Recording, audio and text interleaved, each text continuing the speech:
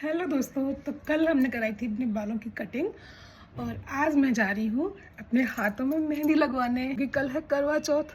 तो आज लगवाएंगे हम मेहंदी। मिलते हैं आपसे शाम को मेहंदी लगवाने के बाद। ओके, तब तक के लिए बाय बाय। और मैं यहाँ पे रेडी होके निकलने वाली थी मेहंदी लगवाने के लिए। मेहंदी लगवाने में बहुत टाइम लगता है। पिछले साल कम से कम 3 घंटे लग गए थे, तो इसलिए इस बार मैं टाइम से घर से निकली कि मुझे ज़्यादा लेट ना हो। लास्ट ईयर में एक दिन पहले जाके एडवांस में बुकिंग करा के आ गई थी ताकि फर्स्ट कम फर्स्ट सर्व वाली थ्योरी अप्लाई हो जाए। पिछली बार बहुत सारे टेंट लगे थे, इस बार कहीं टेंट ही नहीं दिख रहे हैं मेहंदी लगाने वालों के। इसलिए साल करवा चौथ पे गर्मी इतनी नहीं थी। इस साल बहुत गर्मी है, बहुत तेज़ धूप है। पिछली बार मेहंदी लगवा के मैं गई थी, बहुत ठंडा मौसम था। इस बार तो मन ही नहीं कर रहा बाहर निकलने का। पिछले करवा चौथ पे मौसम इतना अच्छा था कि शाम के टाइम हम बाहर चले गए थे मेहंदी लगवाने 4 बजे के आसपास और 7 बजे वापस आए थे, 6-7 बजे। तब तक बहुत अच्छा मौसम रहा था, आराम से बैठ लिए थे। और इस बार तो घर से बाहर निकल रहे हैं और ऐसे ही धूप से जल जा रहे हैं। कितने भी पावर हो, कितने भी पैसे फूक लो यार, बस घर से बाहर निकलने की देरी है। लंगूर बन जाना है तुरंत। पसीने में हालत ख़राब हो जाती है, कोई हेयर स्टाइल काम नहीं करती भाई इस गर्मी में। और मुझे तो एक्स्ट्रा ही पसीना आता है, कुछ गर्मी तो बेहाल कर देती है मुझे। समझ नहीं आ रहा मेहंदी लगवाएं कहाँ। मेरे पति बोल रहे हैं इसलिए वो इंडिया नहीं आते। वैसे आप कहाँ रहते हैं? ये गर्मी तो ऐसी लगती है ना जैसे दुनिया में रहती है। हाँ, मुझे गर्मी ऐसी लगती है जैसे मैं इंडिया की हुई नहीं, गलती से पैदा होगी इंडिया में। इटावा में इटावा में पैदा हुई थी, गलती से जहाँ पैदा सबसे ज़्यादा गर्मी होती है इंडिया में। आई मीन इंडिया में नहीं, यूपी में। अब गर्मी इतनी पड़ने लगी, पहले इतनी गर्मी नहीं पड़ती होगी जब मैं पैदा इटावा में हर हुई। समय गर्मी पड़ती है, चल भाव मत।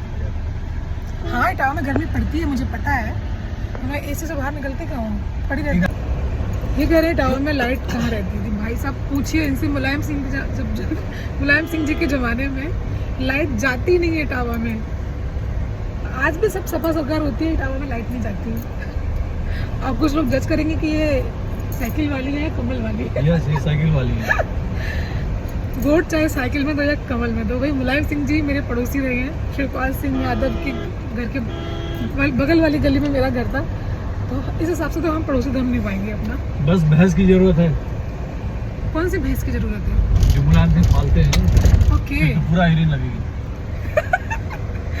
मुलायम सिंह भैंस नहीं पालते, उनके काम करने वाले भैंस गाय पालते होंगे, वो भी सैफई में है। इटावा में तो वो भी नहीं। इटावा की बुराई करते हैं लोग। इटावा की बुराई? इटावा में है क्या अच्छा? इटावा में क्या अच्छा नहीं है? इटावा में क्या अच्छा नहीं है? इटावा में पता नहीं लोग कैसे वहाँ पैदा हो जाते हैं। इटावा में मैं हूँ, इससे अच्छा इटावा में और क्या चाहिए? पता नहीं कैसे तो वहाँ लोग पैदा हो जाते हैं, पैदा होकर रह भी लेते हैं और बाहर निकलते कहते हैं मुझे गर्मी लगती है। जलने की बदबू आ रही है, जलने की बदबू आ रही है। मतलब ये तो वही बात हो गई कि आदमी अफ्रीका से इंडिया में कह रही यार बहुत गर्मी है। बंदर क्या जाने अदरक का स्वाद। बंदर क्या जाने अफ्रीका का स्वाद। बंदर क्या जाने अदरक का स्वाद। पूछो। और हम पहुंच गए हैं मिस महक के यहाँ पे मेहंदी लगवाने के लिए। मिस महक के यहाँ में अक्सर आती है, सोचा मेहंदी के बहाने चलो मिल भी लेते हैं। ये फोटो दिख रही है, यही है मिस महक। बाहर धूप में आप 3-4 घंटे नहीं बैठ सकते थे, तो मैंने सैलून में बैठना प्रेफर किया। बाहर खड़े हैं ये मेरे पतिदेव। और यहाँ मेरी एक हाथ की मेहंदी कंप्लीट हो चुकी थी, दूसरे हाथ की भी हो चुकी थी। 2 अलग-अलग लड़कियों ने मेहंदी मेरे दोनों हाथों में लगाई। बहुत सुंदर मेहंदी लगी हुई थी। सौभाग्यवती भव लिख दिया था, हैप्पी करवा चौथ लिखा था, पतिदेव का नाम लिखा था। मैं 2 बजे पहुंची थी यहाँ पे और शाम को मुझे वापस आते आते 5 बज चुके थे। Can you imagine my situation at that time? Now you can appreciate my patience level. This energy is coming from the festival of love.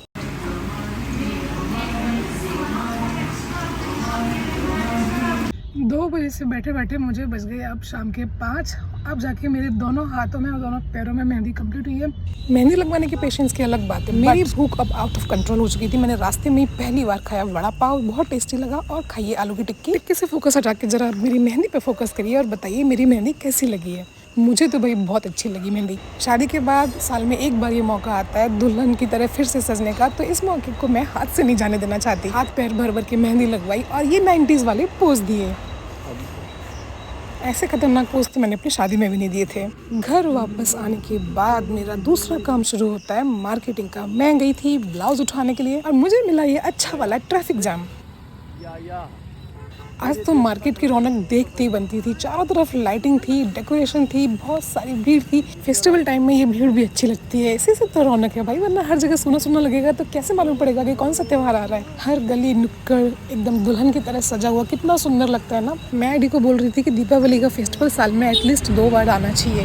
हालांकि ये बात अलग थी कि इस भीड़ के चक्कर में मेरे पैर का अंगूठा लगभग टूट चुका था, बहुत दर्द हो रहा था। अपना ब्लाउज लेने के बाद मैंने की मार्केट से बाकी थोड़ी बहुत शॉपिंग पूजा पाठ से रिलेटेड। उसके बाद हम आगे घर। सुबह से दोनों बच्चे मेरे से दूर थे, दोनों ने खाना भी नहीं खाया था। वापस मिलके मैंने दोनों को खूब सारी किस्सी दी। आओ चले।